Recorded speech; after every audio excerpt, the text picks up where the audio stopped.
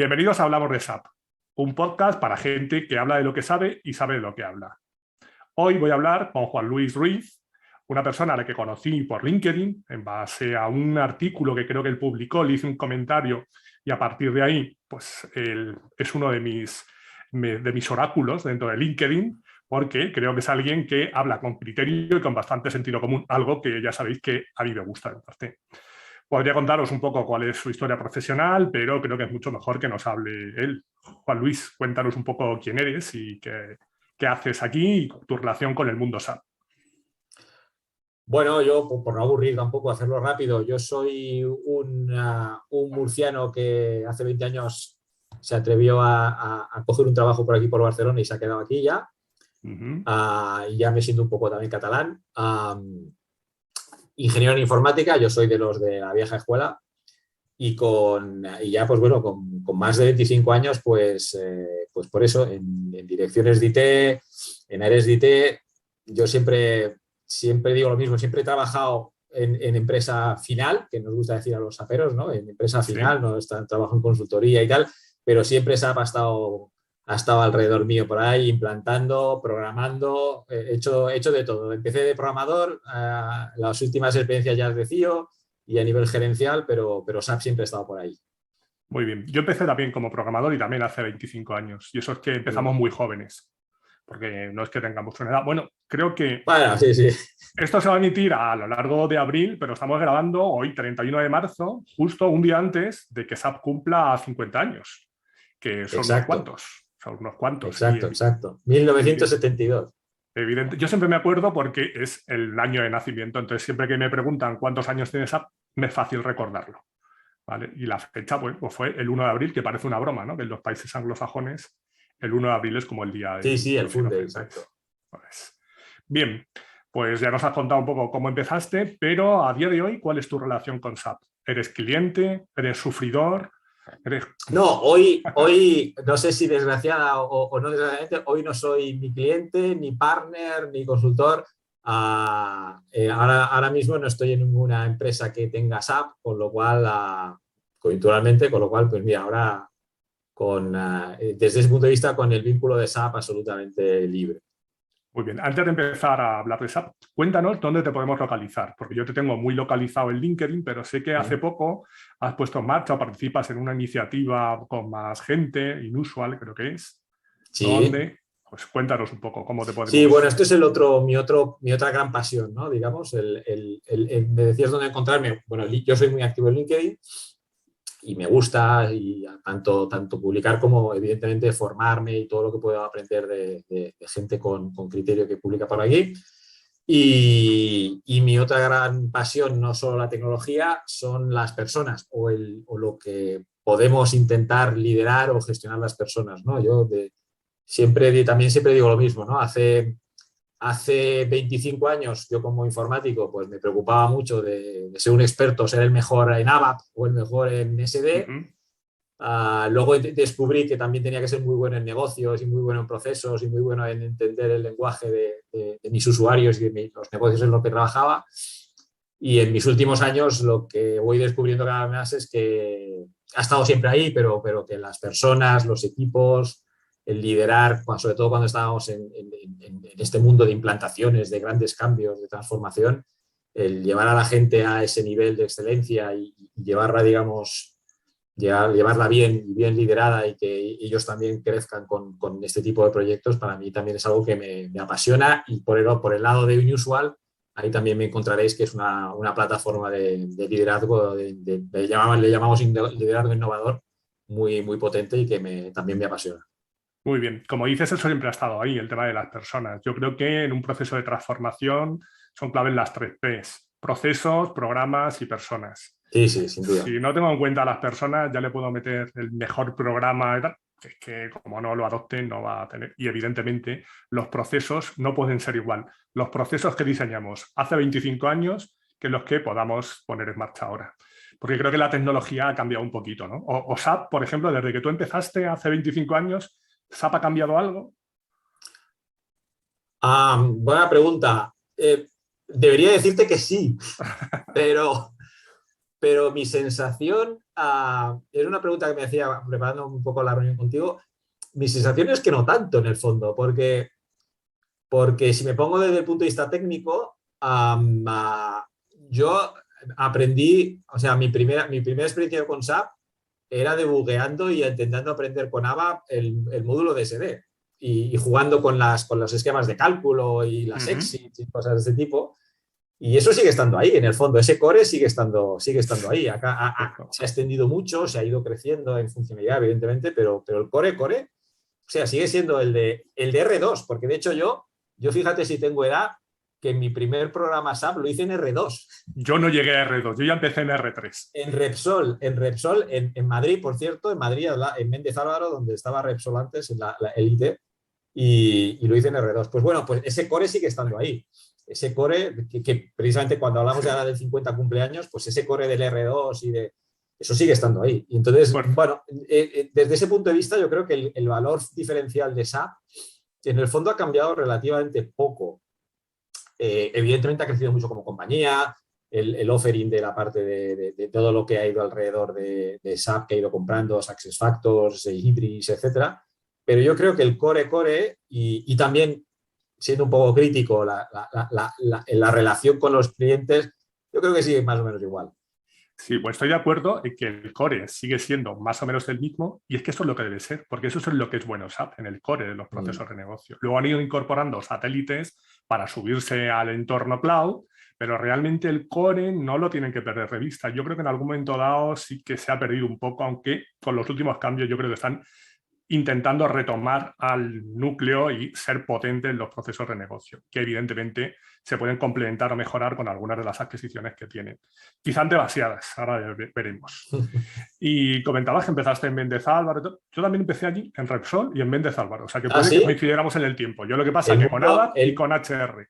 El mundo es pequeño, sí. El mundo es pequeño. Sí, además mi primer contacto con SAP fue en Repsol Gas, en IT, en Méndez Álvaro, en el equipo de Repsol Gas. O sea, pues poniendo SD. Yo estaba allí también en Méndez Álvaro, estaban poniendo HR y yo sobre todo empecé con temas de CLH que al principio estaba incorporado en todo. Sí, estaba allí. Sí. O sea que ahí... Pues fíjate, seguramente nos habríamos cruzado en algún momento y no lo sabíamos. El mundo es muy pequeño. Sí, sobre todo esto. Y luego además has mencionado a Repsol, que no sé qué consultor que trabaje con SAP en España no ha pasado en algún momento dado por Repsol. Yo creo que hemos pasado la mayoría. Bueno, yo creo que ha cambiado, aunque el core sigue siendo el mismo, pero evidentemente decías, por ejemplo, que te pasabas horas debugueando un programa ABAP.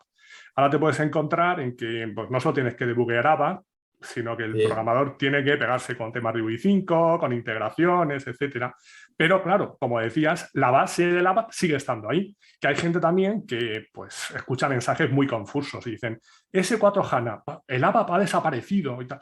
No, el ABAP sigue estando ahí, la S-Pro sigue estando ahí, la configuración, lo que pasa es que aparte han aparecido nuevas cosas. Sí, exacto. Pero, bueno, eso yo creo que también es parte culpa y volvemos un poco al comentario de antes, ¿no? Parte un poco culpa del propio SAP, ¿no? Yo recuerdo estar en SAP Fires donde se presentaba el Fiori y te daban el mensaje como que Fiori iba a ser, o sea, se iba a reescribir todo en Fiori y que luego pasó la fiebre de Java y parece que se iba a reescribir todo en Java, ¿no? Sí.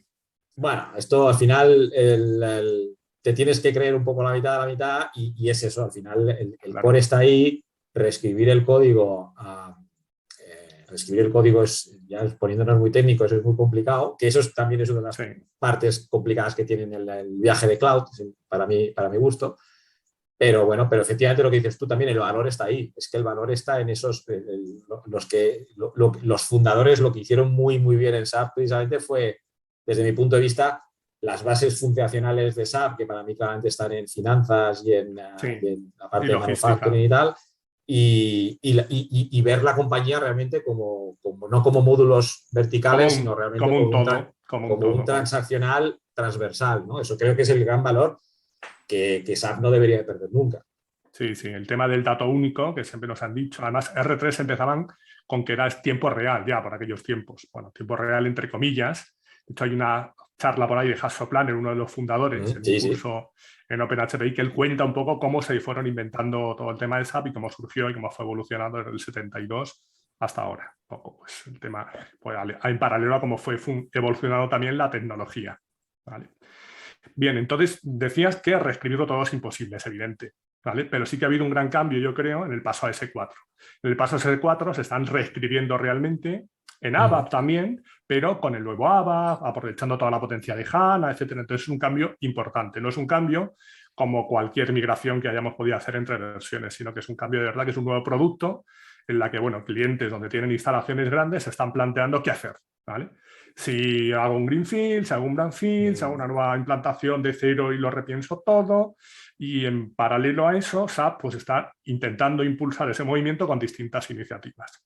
El Move to S4 y ahora el Rise with SAP, que parece la panacea de todo, y ahí con un único contrato yo te ayudo a cambiar tus procesos, a hacer la migración técnica, a redactar todo lo que tienes, todos tus desarrollos. ¿Qué piensas del Rise with SAP? Es que has empezado por el tema de la migración de S/4HANA y tal. La parte técnica estoy de acuerdo, lo que conozco, efectivamente, realmente es una reescritura, y yo creo que tocaba, porque si yo que afortunadamente también toco otro tipo de tecnologías y otro tipo de proveedores, por ejemplo, Oracle terminó haciendo esto, no tuvo otra que reescribir código, porque pues, si quería ir realmente a nube y a multitenant hay que reescribir código. Pero bueno, nos pondríamos muy técnicos con esto. Pero efectivamente yo creo que hay mucho. Y cuidado, porque hay clientes que también se están sufriendo esto, porque es la primera vez que comenzamos a tener gente en S/4HANA en donde ciertas funcionalidades que parecía que nunca fallaban, como el MRP o como tal, pues oye, ahora cuidado que tenemos alguna cosilla, ¿no? Entonces, esto va a doler, pero si se explica, yo creo que es parte de la evolución típica que tiene que hacer SAP, porque la tiene que hacer. O sea, hay que hacerlo. Esto no hay más, porque esto no es poner el ABAP en la nube, porque esto ya vimos que no funciona. Esto ya he visto como cliente que no funciona, y esto va de reescribir producto. Del ABAP en la nube, y por ejemplo HANA también hay gente que dice, bueno, pongo HANA y lleva todo más rápido sin que yo toque nada. No, bueno, vamos a ver. Hablar. Yo que he sido, hablábamos antes de mis orígenes, yo fui DBA Oracle, y yo mi acercamiento a SAP precisamente fue por programador ABAP, porque sabía hacer PLSQL, básicamente. Así que yo soy un enamorado de los plan queries y de hacer un analytics de las select para optimizarlas y tal. Y claro, cuando te encuentras con HANA y descubres que la manera de atacar una selección en muchos casos es completamente a la inversa a cómo era la optimización en una relacional, pues es súper curioso cómo la tecnología cambia, y precisamente eso es la gracia de eso, del memory, del HANA, del S/4HANA, y por tanto efectivamente hay que reescribir. Me preguntabas por el RISE. Yo soy bastante crítico con el RISE, porque no lo he vivido en primera persona, pero bueno, lo he leído mucho. Tengo compañeros con los cuales tengo bastante feedback del tema. Y yo creo que el RISE al final es ¿cómo se dice en inglés? Un buzzword, ¿no? Un buzzword. Sí. Yo creo que es. Yo digo que es un palabro de marketing. Porque al final contratos no hay uno, no nos engañemos. Lo que hay es una oferta, pero contratos al final firmas un contrato con SAP, un contrato con el consultor, son separados. Si el consultor con cariño la caga, al final el señor de SAP tampoco se va a responsabilizar. Con lo cual es una manera de acercarte al cliente, intentar venderle algo más estratégico que simplemente una compra de licencia, pero detrás sigue siendo lo mismo. Detrás sigue siendo una venta de licencias por un lado, una consultoría por otro, y como mucho, pues sí, te ponen un Celonis o lo que han comprado ahora, y te ponen un process mining. Silavio, ¿no? Silavius y te ayudan a hacer un process mining. Pero bueno, ese es el valor adicional, pero ya está, no hay mucho más. Sí. Y luego además, pues todo va orientado a que vayas a cloud. Porque si hay un cliente que dice, no, yo quiero seguir con el paso de R3 a S4, pero on-premise y tal, no, RISE no, va todo enfocado a que lo lleves a soluciones cloud. Sí, sin duda. Y lo entiendo, entiendo el movimiento, porque es lógico, es lo que ha hecho Oracle, y Oracle va un poco más avanzado que SAP para mi gusto, es lo que en su momento hizo Microsoft y lo hizo muy bien, y es lo que tienen que hacer. O sea, es evidente que tenemos que ir todos a modelos, le podemos llamar cloud público, cloud privado, al final es modelos de suscripción, modelos más predictivos, modelos en donde los costes al cliente sean también predictivos y sean en función de consumos, y los modelos van por ahí.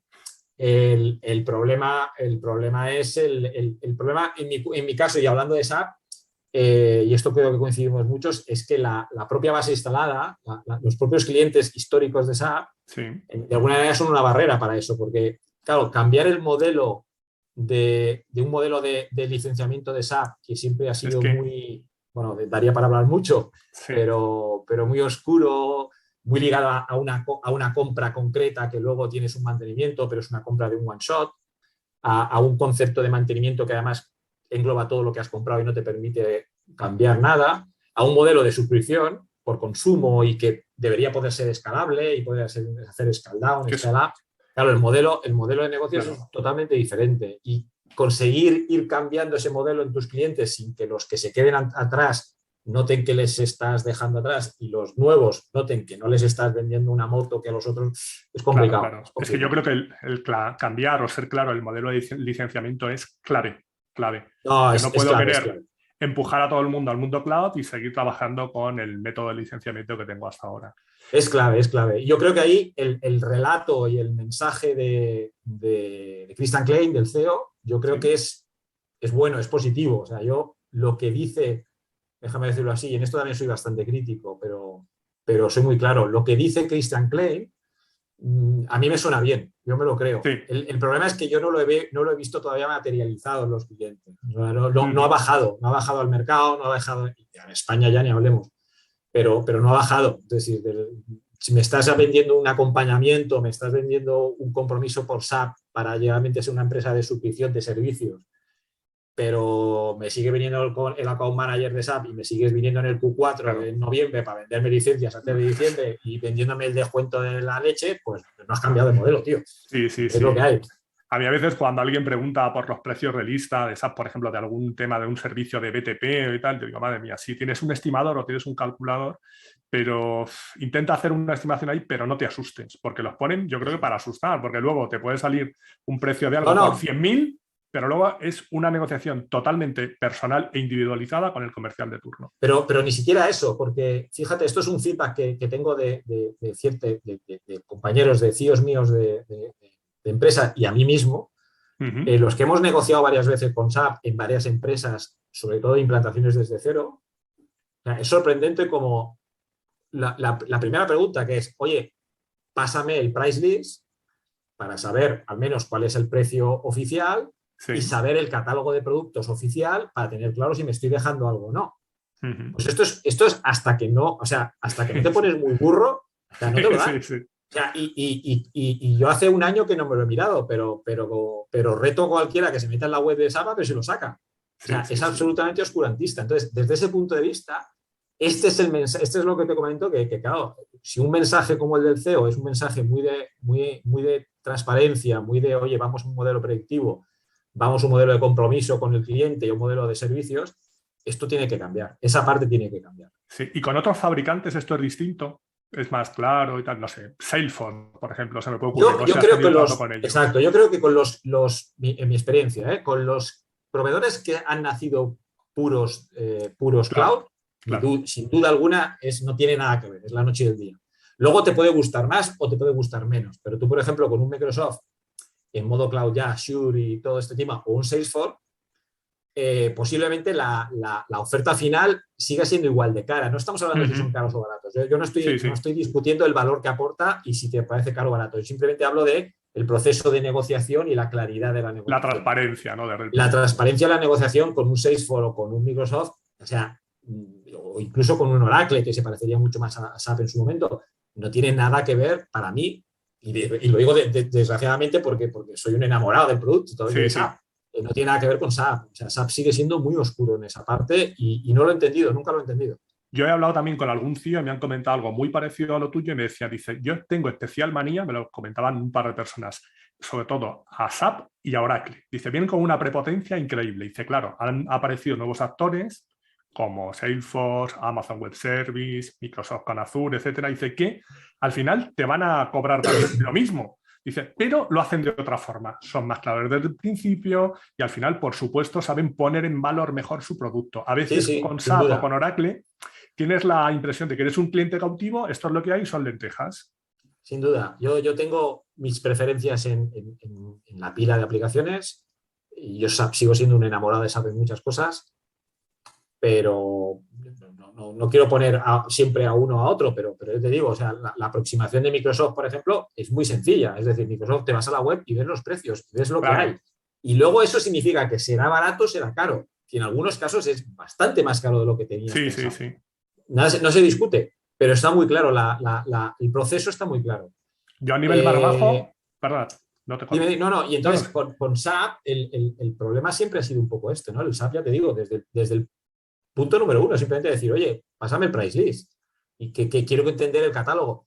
Sí. Ni siquiera en una negociación de cloud, que yo he participado en alguna negociación de cloud, que sería más fácil porque dices, oye, al final es cloud. Yo tendría que tener capacidades como si me voy a cualquier hiperescalar a activar o no activar cosas. Pues ni siquiera ahí puedo conseguir una price list y es todo como muy oscuro, como si me pudieran ocultar algo. Sí. Y esto es lo que al final genera que, hombre, los que ya conocemos a SAP de años, pues sabemos dónde tenemos que mirar o no, pero claro, un recién llegado con esa capacidad y ese share que tiene el mercado SAP, que muchas veces pues, SAP yo creo que juega también mucho eso en el mercado español, que sabe que es el número 1 muy de largo en ese core. Claro, puedes estás muy cautivo como cliente desde ese punto de vista. ¿Y tú crees que hay alternativas a SAP? Si algún cliente de estos grandes dice, bueno, hasta aquí hemos llegado, y tiene una implantación SAP pues, con todos los módulos financieros, logísticos, BW, Data Warehouse, dice, bueno, hasta aquí, voy a poner un límite. ¿Sería capaz de salir de SAP? Yo creo que es complicado. ¿Hay alternativas? Aquí tenemos, o sea, aquí hay una parte para mí de producto y una parte de coyuntura en España. Y está muy clara para mí. Es decir, como producto, evidentemente, la respuesta es, y repito, sí, yo soy un sapero, pero como alternativas, sin duda. O sea, tú te vas al mercado de Estados Unidos o tú te vas a Francia mismo y en Francia, por ejemplo, Infor está bien implantado, cosa que Infor, por ejemplo, en España hay 4 o 5. Sí. Oracle, en el mundo anglosajón, en Estados Unidos, está muy bien implantado. El Business Suite o el NetSuite, incluso para la parte de pymes, son muy buenos productos y productos en ciertos mercados más implantados incluso que en SAP. Tienes nuevos players en el mercado que son cloud nativos, como Acumática, o sea, hay alternativas, existen.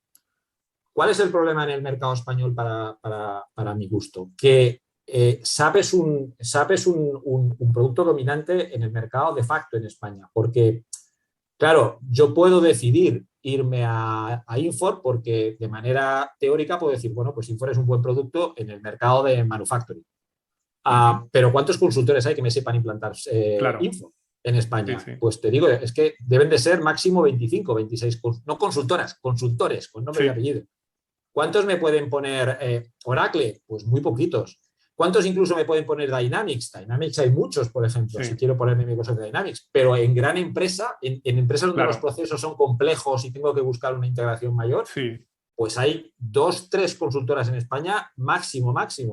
Entonces, claro, ese es el gran problema, que la alternativa de producto, si tienes visión internacional, evidentemente existe, pero claro, en España no hay un apoyo por parte de partners porque en eso SAP lo hizo muy, muy bien a finales de los 90 y tiene muy bien cogido pues, a los Big Four, a los Seidors, a todos los grandes partners que hay en España, que son muy saperos y que ante una alternativa no encuentras realmente un apoyo por parte de consultoría.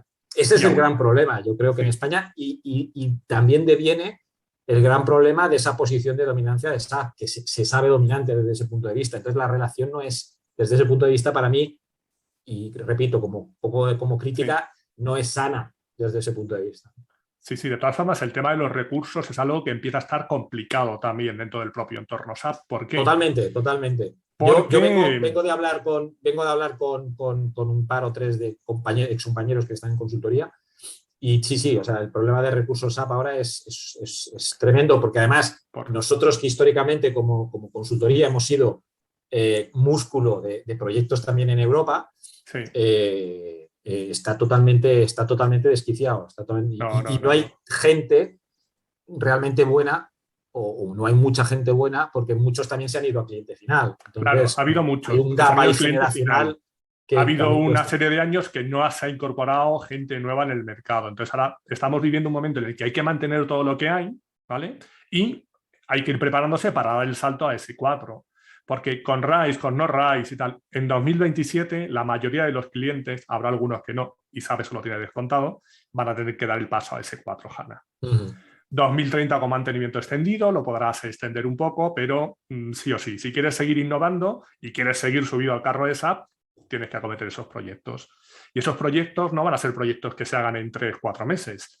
Es algo que requiere de un rediseño de procesos y requiere de dedicación. Y muchas veces los clientes también tienen que mantener su día a día.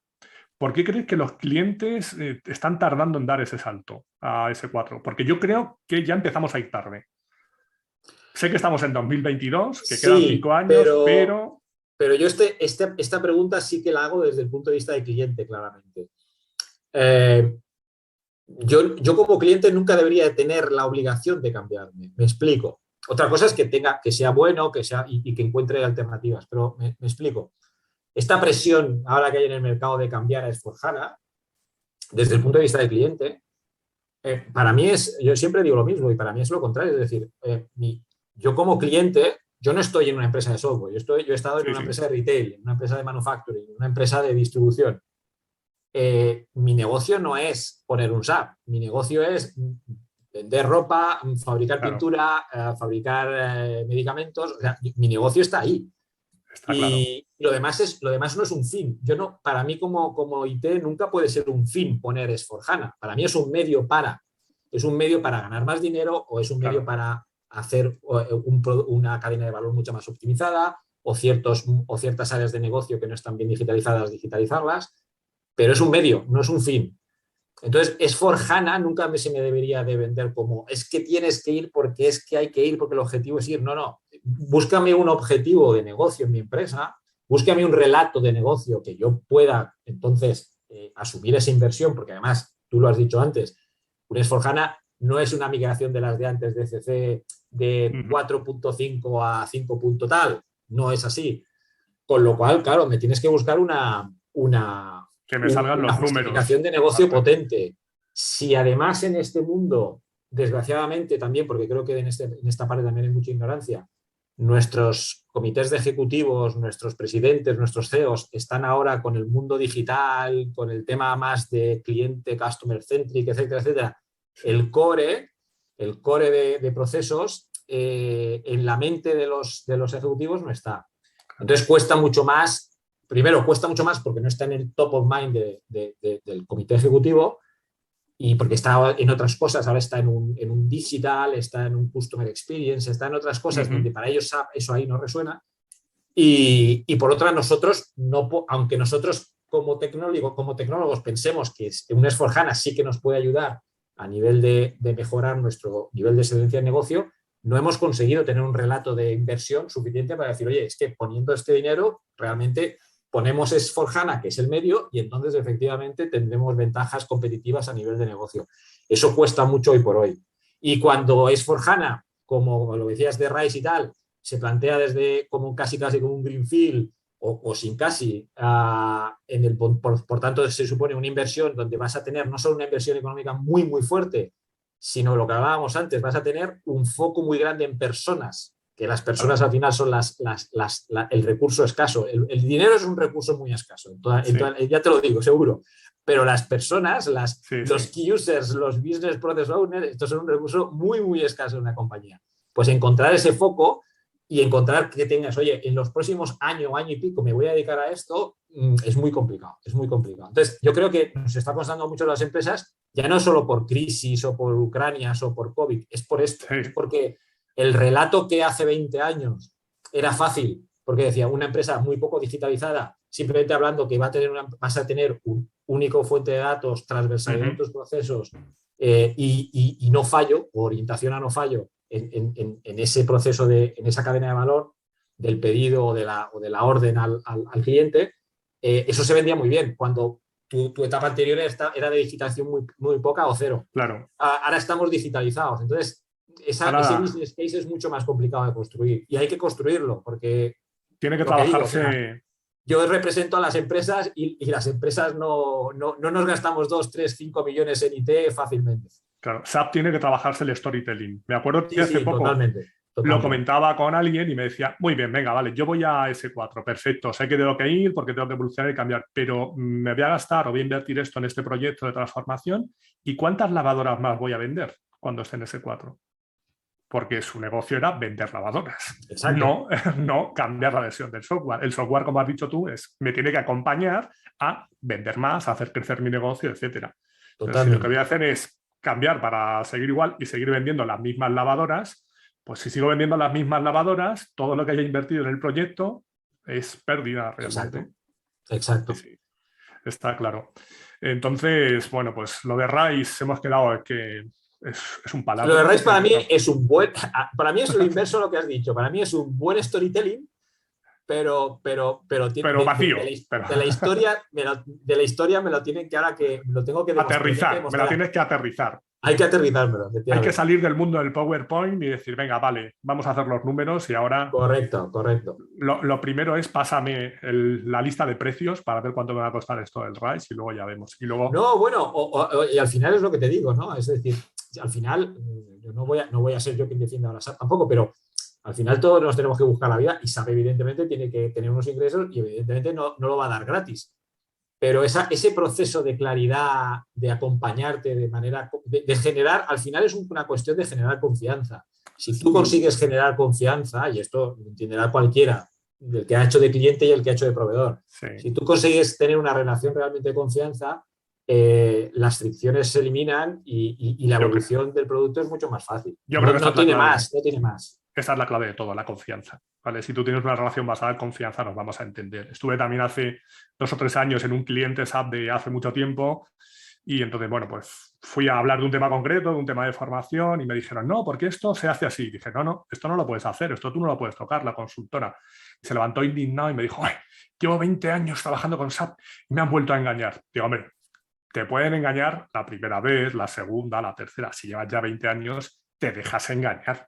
Porque tú ya sabes, si yo no creo... Bueno, sí, exacto. Esa pregunta no me la has hecho, pero es interesante la reflexión, porque yo ahora aquí en este debate voy a parecer que machaco mucho o que critico mucho a SAP, que es cierto, pero yo creo que también parte de culpa la tenemos nosotros como clientes. Es decir, nosotros como profesionales de la tecnología dentro del negocio tendríamos que saber. O sea, nosotros no nos podemos excusar en que es que SAP habla con mi CEO, habla con mi CFO. No, perdona, es tu proveedor. Claro. Entonces, nosotros también tenemos que tener un nivel de profesionalización y de saber con quién estamos hablando, qué tipo de servicio nos están dando, qué tipo de licencia y cuáles son nuestros deberes, derechos, y maneras de entablar esa relación a largo plazo con un proveedor, que también es cierto que en este mundo tecnológico hay que saber hacerlo y eso también es responsabilidad de la parte del cliente. Claro. No es solo porque el proveedor sea mejor o peor, sino porque nosotros tampoco o lo hemos exigido o lo hemos sabido gestionar. Eso es cierto. Bueno, vamos también a la confianza y yo creo que la honestidad por parte de todos. Yo cuando hablo, por ejemplo, en un escenario de la consultora que te implanta, el cliente en el que implantas SAP como producto, todo el mundo tiene que ser más honesto y todo funcionaría mucho mejor. Te puedes encontrar el típico caso de auditorías de licencias que llega a SAP y al cliente de turno le pone la multa porque me habías comprado 3 usuarios y tienes 5.000 y tal. Pero también yo me he encontrado casos en el que el cliente, por ejemplo, para temas del portal del empleado, sabía que tenía que tener licencias nominativas, cogía un usuario genérico y entraban los 7.000 empleados. Entonces, igual que pasa una cosa, pasa la otra. Entonces, yo creo... Sí, exacto. No, exacto. Ahí has dado con un tema también súper interesante, ¿no? El tema de auditorías y licenciamiento y tal. Claro, o sea, si nosotros como departamento IT nos dejamos engañar, por ejemplo, y este es el típico caso que voy a poner, cuando hacemos una implantación de SAP, hacemos licencias y, hostias, ¿qué pasa con la licencia de desarrollador? Pues, y no, tienes 5, pero bueno, yo... No te haré mucho caso en la auditoría porque lo desarrolladores... Es que, claro, yo voy a traer aquí un ejército de desarrolladores y voy a tener 25, 30 o 40 y me vas a cobrar 40 usuarios de desarrollador porque tu partner va a traer 40.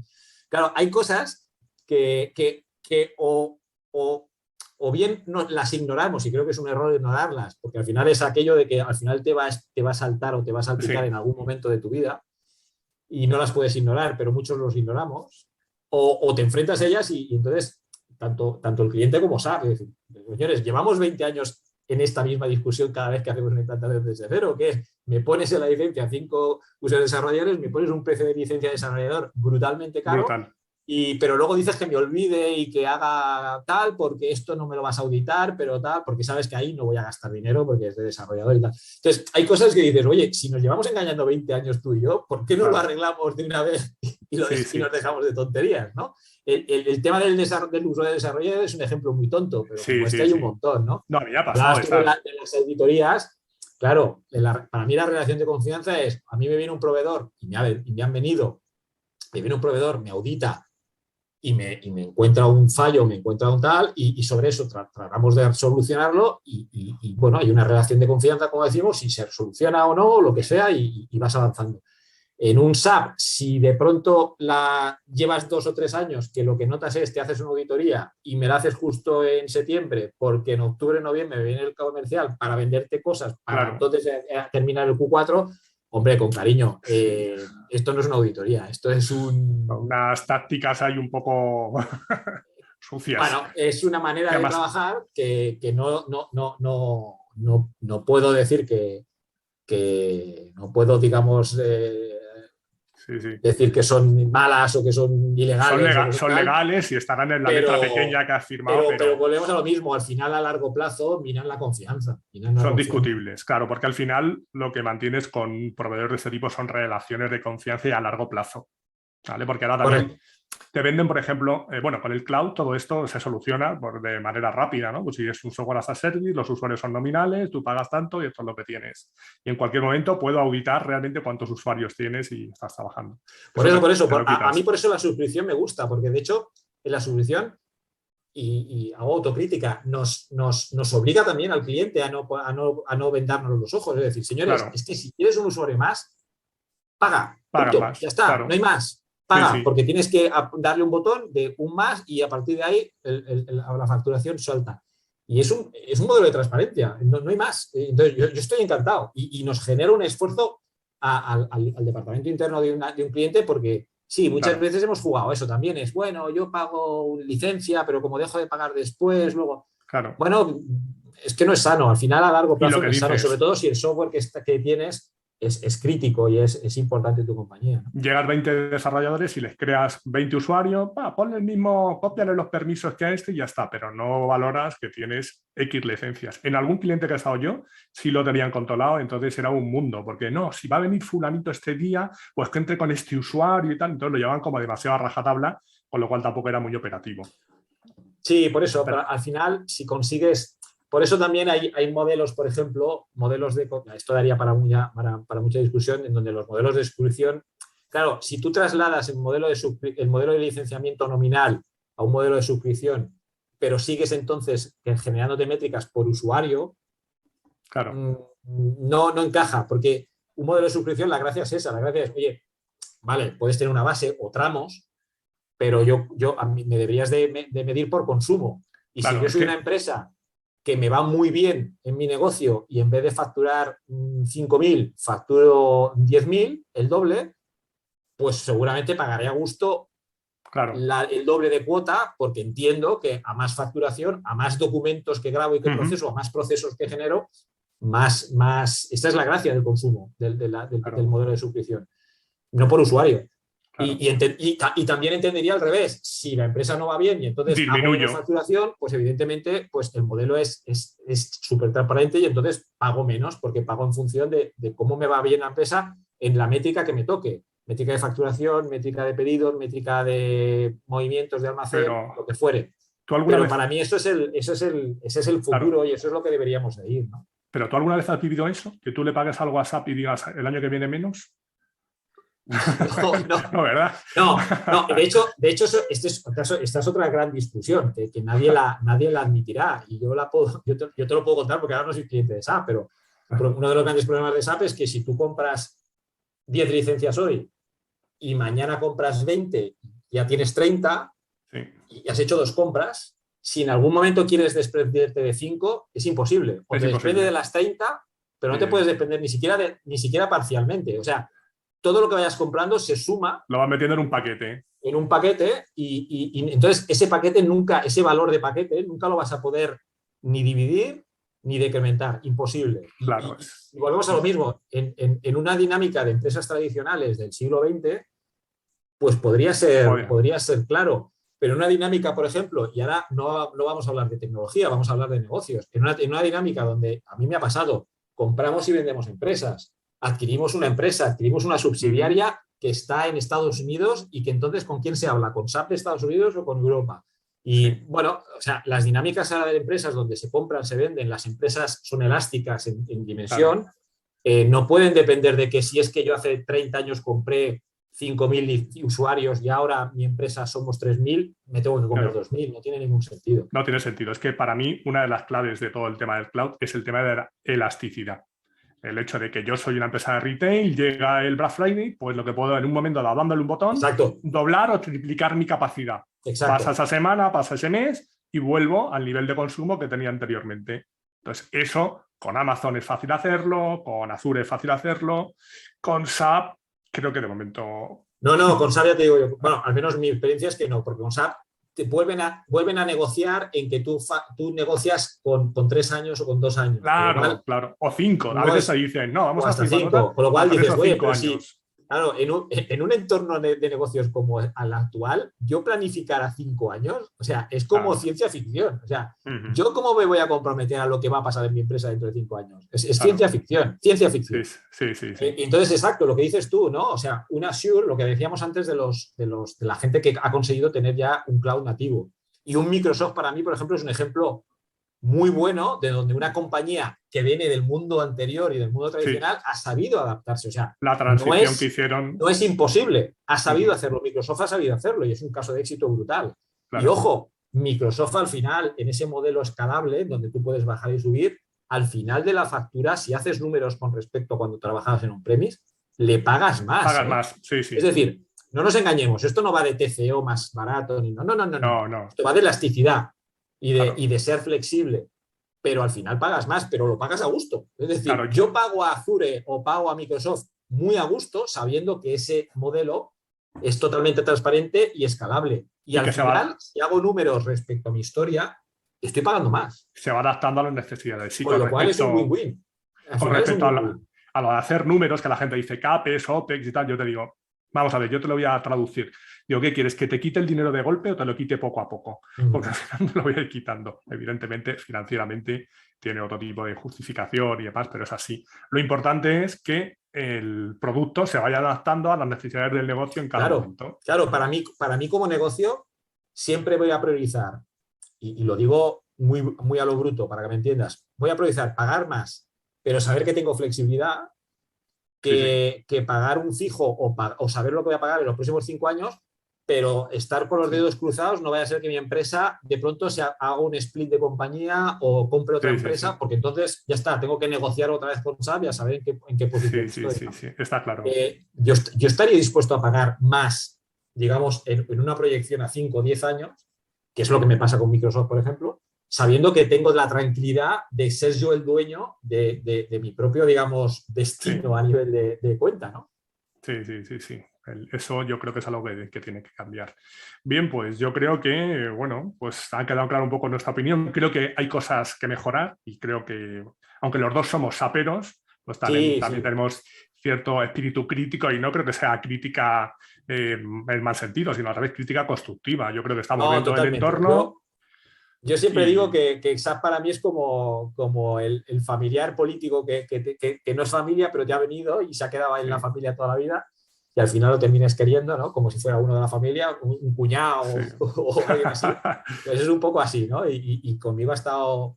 Yo he crecido como profesional tecnológico sin duda gracias a SAP y le tengo muchísimo cariño, pero precisamente desde ese cariño yo creo que yo poniéndome en positivo, en un mensaje positivo, yo creo que las personas que hay ahora yo creo que son buenas.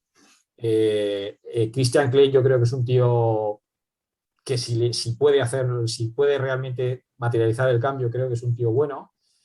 Si nos vamos a España, me atrevo a decir, porque no somos amigos, pero nos hemos conocido y he trabajado junto con él, Félix Monedero, que es ahora el director de España, Me parece un tío muy válido y con una mentalidad de cliente muy positiva, con lo cual yo estoy muy contento de que él esté ahora. Felicito a SAP porque creo que es una persona muy válida. No es un sapero histórico, porque de hecho viene de la competencia, pero Sí. yo creo que aporta mucho. Y bueno, vamos a ver si realmente, ya te digo, lo que decíamos antes, el storytelling se materializa. Hombre, por lo pronto el storytelling está, a ver si ahora se materializa. Pero... Claro, yo lo que creo que es importante es que, por ejemplo, paren de comprar compañías.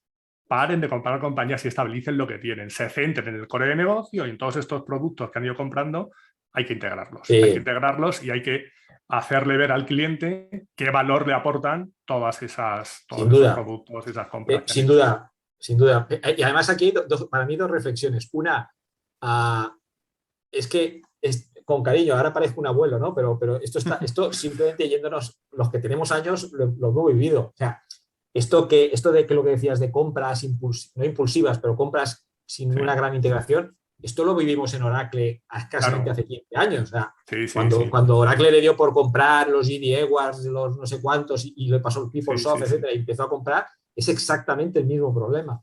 Y Oracle llegó un momento en que lo entendió, lo supo, interiorizó y cambió la estrategia. Y yo creo que los 2-3 últimos años le está yendo muy bien porque ha cambiado la estrategia. Bueno, esto mismo. Y la segunda parte es lo que has dicho tú, es que no lo hemos hablado, pero la gran clave, o sea, el gran reto, sin duda, tanto de las compañías de software como de los clientes, es la integración. La integración. Para mí claramente es la integración. Es decir, hoy en día, si yo estoy en una gran empresa, y lo hemos visto con las crisis, con los ucranias, con la crisis de los contenedores en China, con los COVID, etcétera, etcétera, pero con todo, por ejemplo, lo que ha pasado con el supply chain en los últimos 2 años, es evidente para una empresa, sobre todo manufacturing, que tenga supply chain, que la integración ya no solo vertical en mi empresa, sino mis proveedores, mis clientes, mis fabricantes y mis redes o sea, todo ese networking, que por ejemplo en el storytelling de SAP está en el network, está como visión. Eso está. Lo que pasa es que volvemos a lo mismo, hay que materializarlo. O sea, yo hace poco lo comentaba con un compañero y era como el abuelo Cebolleta. Hace 30 años nos inventamos el EDI. Y el EDI era la leche, porque el EDI nos permitía precisamente comunicarnos transversalmente compañías, proveedores y clientes. Y ahora en el siglo XXI no somos capaces de hacer un Open Domain, no somos capaces de hacer unos estándares de integración de servicios. Parece que están trabajando en ello, ¿no? Con el modelo único de datos y tal, se está trabajando en ello. Cuesta, lo que cuesta es mucho tiempo. Claro. Y lo que pasa también es que tienen que mantener todo lo antiguo. Entonces, tienen que seguir manteniendo el EDI, o como digo muchas veces a nivel de desarrollo, los batch input y tal. O sea, esos siguen ahí. No hay nada que se quede atrás. Entonces, claro, es complicado. Claro, pero esto yo creo que las empresas de software en general lo tienen que entender. Al final, y esto es solo yo doy clases, y en las clases lo digo mucho, ¿no? Digo, cuando yo doy clases de analítica, de business analytics, y yo digo, siempre he dicho, lo que es la decisión, las decisiones, el concepto de decisión, decidir algo significa en negocios ir por un camino y descartar otro. Pero también es descartar. Lo importante de decidir es apostar por un camino y en algún caso ya empezar a eliminar otros, porque no puedes vivir del pasado toda tu vida. Entonces, es eso. O sea, yo claramente, y ya me pongo desde el punto de vista más tecnólogo, soy muy crítico con la industria, porque no hemos sido capaces hoy en día, que para mí además es un gran game changer y la gran oportunidad a nivel de ventaja competitiva, de montar estándares o montar dominios o montar estandarización en entidades, en modelos de datos y en servicios, de tal manera que realmente ahí, oye, juguemos con un solo lenguaje, y a partir de ahí el que lo haga mejor. Si lo hace mejor SAP, perfecto. Si lo hace mejor Microsoft, quien sea. Pero eso para mí es un pequeño fracaso de la industria. Si lo conseguimos algún día, ojalá.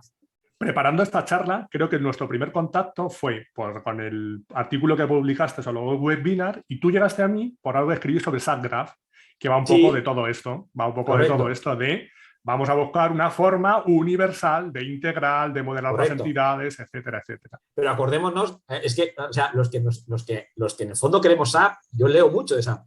Y el anuncio que salió en prensa, donde, si no recuerdo mal, Microsoft, SAP, Salesforce, Sí. si no recuerdo mal, y no me acuerdo quién más, se juntaban para hacer el Open Domain. Sí, sí. Ya tiene unos años, ¿eh? Sí, sí, yo escribí un artículo y lo puedo buscar, yo lo tengo por referencia, que decían el poder de los tres y tal, pero luego Sí, dices, sí, vale, sí. y eso, lo que decías, el storytelling lo tienes, nos lo queremos, Hay que pero aterrizarlo. aterrízalo. Hay Y que van pasando aterrizarlo. los años. Bueno, pues vamos a ir terminando, que veo que tenemos rollo para rato, Bueno, podremos repetir. Y danos dos consejos. Uno que le hubieras dado a Juan Luis cuando empezó a trabajar con esto, si tú tuvieras todos los conocimientos que tienes ahora, ¿qué le dirías al Juan Luis de hace 25 años? uf, si yo tuviera que hablar conmigo mismo hace 25 años, mira, yo te diría, y no es un tema de SAP, es general, de la Sí, profesión, yo te diría, en nuestra profesión, que es lo bonito para mí, o sea, vivir de proyectos, de retos, ¿no? Yo no ficho todos los días para sí. hacer lo mismo. Yo entro en mi empresa, lo que me gusta de mi trabajo es que entro en la empresa y ese día no sé lo que voy a hacer exactamente. Entonces, desde ese punto de vista, yo creo que el consejo siempre es disfruta muchísimo de los éxitos y relativiza los fracasos porque el tiempo lo cura todo y los éxitos son muy chulos y hay que disfrutarlos. Pero yo con el tiempo, ¿no? Cuando tenía 25 26 años por ejemplo, cometía un error haciendo un ABAP y de pronto Sí. paraba la empresa, yo creo que no dormía ni en 5 días y, y, bueno, y Diría, ahora lo ves con el tiempo y dices, bueno, relativiza porque al final no claro, está en... con la introducción que me has hecho de que haces cosas distintas, digo, lo mismo ahora te das el consejo de hazte una posición. Pero no, no. No, Y luego, no, yo de hecho soy ahora espero que no lo vea mi madre, pero yo soy la oveja negra de la familia, porque yo toda sí, mi familia ha opositado, menos son yo. funcionarios menos tú. Vale, y un consejo que le darías a alguien que se quiera meter ahora en el mundo SAP. ¿Vale? Alguien que quiera empezar, porque también hay mucha gente que oye, no, pues SAP no sabe lo que es, pero quieren Sí, entrar. Quieren entrar y ¿qué consejo le darías? bueno, yo le daría el mismo consejo que les doy también a mi equipo o a gente que me hace un consejo profesional. Yo le diría lo que me decía mi padre, de hecho, hace también 30 años. Um, si te quieres meter en este mundo, aspira, no has de serlo, no hace falta serlo, pero has de aspirar a ser el mejor. Es decir, no hay nada peor que un mediocre consultor de SAP ni un mediocre programador de SAP. Hay que ser el mejor. Y el mejor significa estar insatisfecho siempre, buscar siempre Claro, la manera.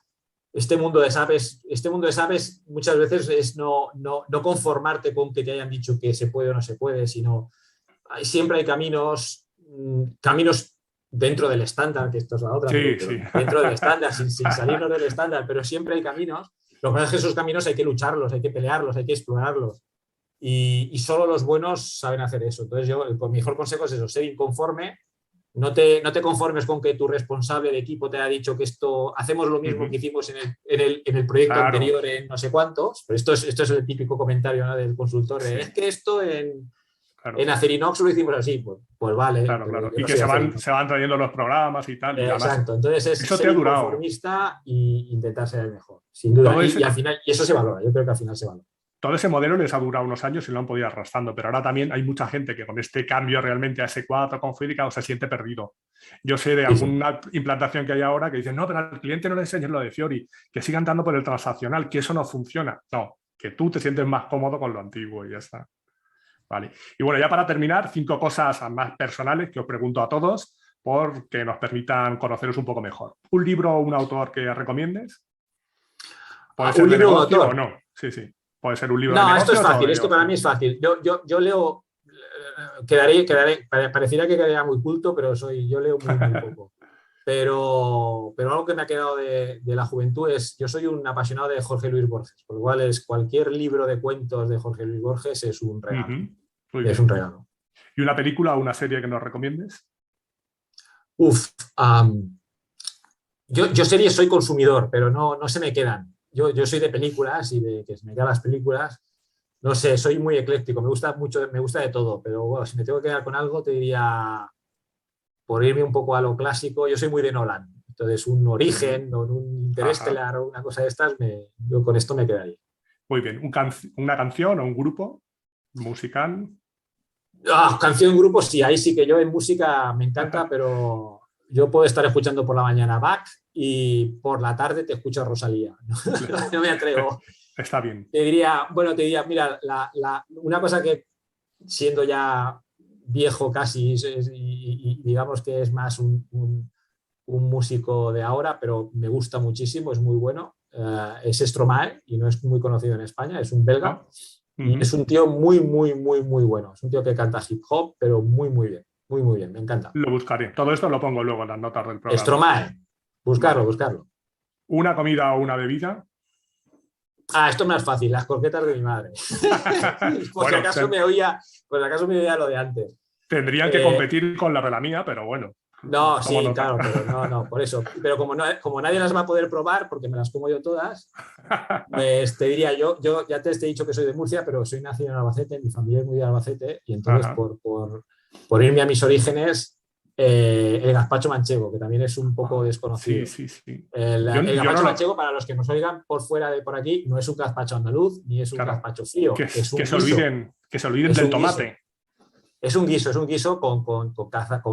Con conejo y con torta. Y si alguien está por Albacete, Alicante, toda esa zona, y lo prueba, pues. Yo lo probé. Descubrirá algo bueno. Sabía cómo era y tal, pero no lo había probado, lo probé hace años en casa de una amiga. Espectacular. Sí. Espectacular. Y bueno, nada, ya para terminar, recuérdanos dónde te podíamos encontrar y cuéntame si hay algún tema del que te gustaría que hablase con alguien o alguna persona con la que te gustaría en concreto que tuviera una charla parecida a la que hemos tenido, que bueno, lanzaré la invitación y si acepta, pues aparecerá por aquí. Muy bien. ¿Dónde te podemos encontrar?